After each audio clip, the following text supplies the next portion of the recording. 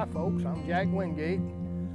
We're down on Big Lake Seminole, and the mayflies, it's May the 10th, and the mayflies are just hatched out, and they scattered out day before yesterday all over this lake. Blackbirds are everywhere, and we're trying to catch a brim under them. And this is the most comfortable way to do it.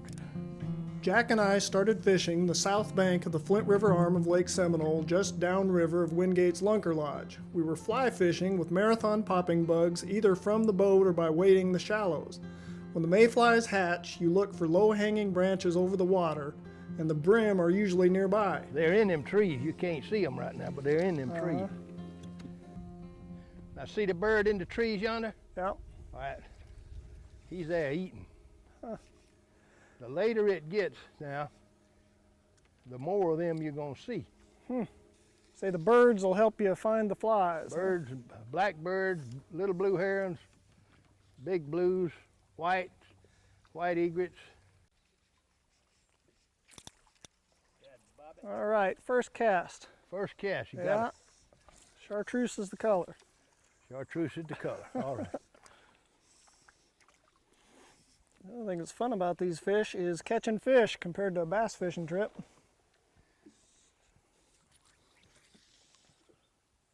I'd say chartreuse was what he was looking for. These things hatch out all over the lake. No, it's a strange thing. I don't know whether you know too much about them things or not. No, I don't know much. There's 200 and something different varieties of them. Huh. Several, and they're separate and distinct, and they all have different ways of hatching. There'll be mayflies hatching here until the end of September.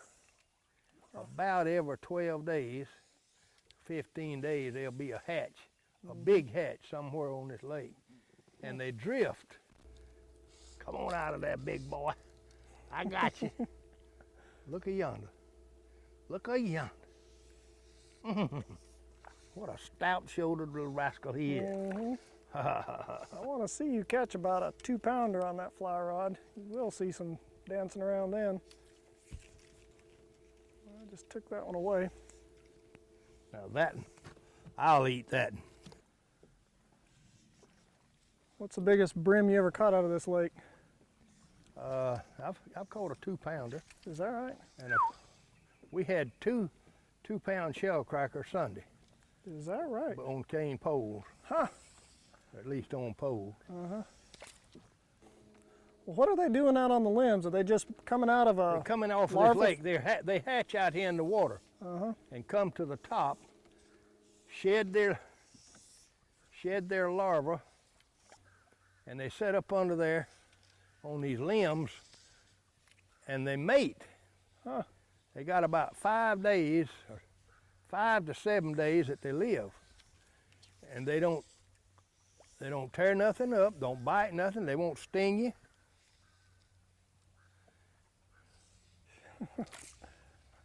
You got him.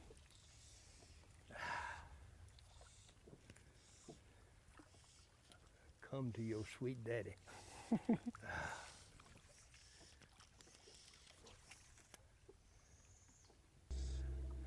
Talking about them hatching out in different parts of the lake, do they like to see, places where there's a lot of grass coming up to hide in, or? It's mud bottom. Mud bottom's a big The difference? mud bottom is where they hatch. Huh. Oh! You get him? All right. Now that was a good strike. So He may not be 2 fingers, but he hit that thing with eagerness and vengeance. Vengeance is mine, so saith the brim. He was mad. See, all these tails back here, that's what they hitting back there. And here's the business end of the hook right there, and that's where I want him to hit. But I'm gonna have to trim this tail a bit.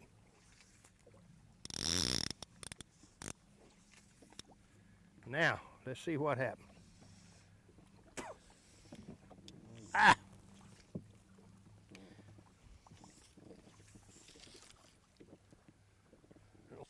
prize for little fish? Yeah, I give prizes for little fishing. I may get this one. Mm-hmm. That may be the winner for the little fish. But Miss Joyce will eat that son of a gun and smack her lip. When she gets through with that thing right there, a cat will turn up his nose at them bones. won't be nothing left of them. She knows the bone, chicken bones and fish bones. So tight. 2 in a row. 2 in a row. Well, that Yeah. may.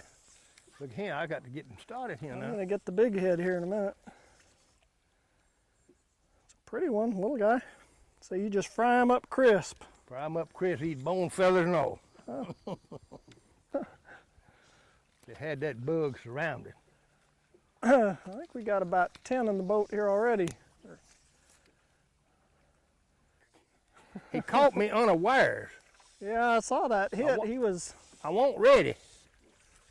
hitting it well. Like I say, if they were bigger, you'd never get them in.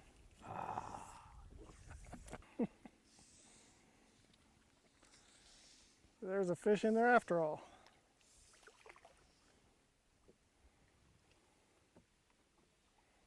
All right, that's about number 25.